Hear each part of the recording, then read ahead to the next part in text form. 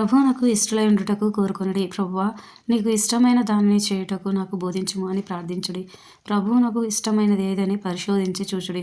అది మాత్రమే కాదు, ప్రభువుపై ఎంచియున్న ఇష్టమును కొనసాగించుడి. మన యొక్క మూలపితరుడైన యాకోబు రాహేలుపై ప్రేమ కలిగియుండెను. ఆ ప్రేమకై ఆయన ఎంతటి త్యాగమైనను చేయుటకు సిద్ధపడియుండెను.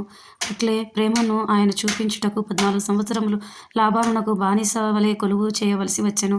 గొర్రెలను కాస్తూ రాత్రనక పగలనక కఠినముగా శ్రమించెను. ఆదికాండము 29 అధ్యాయము 18 కారణము ఈ రాహేలు రూపవతియు చూచుటకు సుందరియు నై ఉండెను.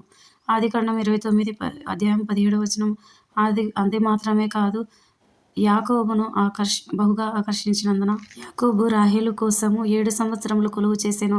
అయినను అతడు ఆమెను ప్రేమించుట వలన అవి అతనికి కొద్ది దినములుగా తోచెను.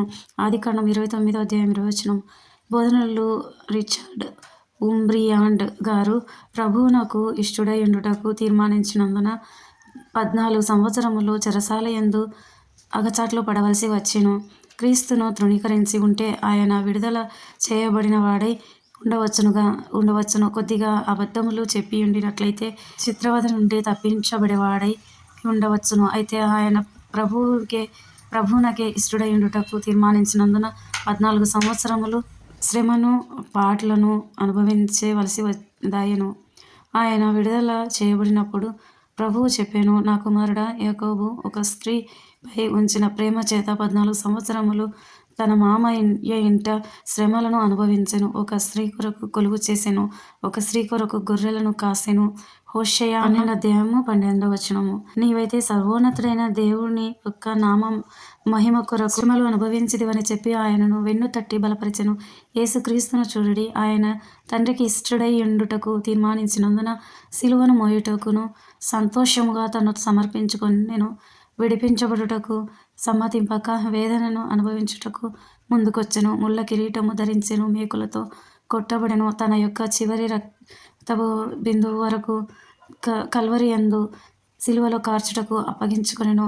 ఆయన సిలువలో తండ్రికి ఇష్టుడై ఉండుటకు తీర్మానించినందున దేవుడు ఆయనను అధికముగా హెచ్చించి యేసుని నామమందు పరలోకమందున్న వారిలో గాని, భూమి మీద ఉన్న వారిలో గాని, భూమి క్రింద ఉన్న వారిలో గాని ప్రతి వాని మోకాలును యేసు నామమున వంగునట్లు, ప్రతి వాని నాలుక తండ్రి అయిన దేవుని మహిమార్థమై యేసుక్రీస్తు ప్రభువు అని ఒప్పుకున్నట్లు ప్రతి నామమునకు పైనామమును ఆయనకు అనుగ్రహించెను. ఫిలిప్పీ 2 అధ్యాయము 9 దేవుని బిడ్డలారా, మీరు కూడా దేవునికి ఇష్టులై ఉండుటనే మీరు మీ పూర్ణ తపనయు వాంఛయునై యుండునట్లయితే ఈ లోకమందు మీరు ఎదుర్కొను శ్రమలను కష్టములను అధిక భారమునైనవిగా తోచదు. ఆమేన్.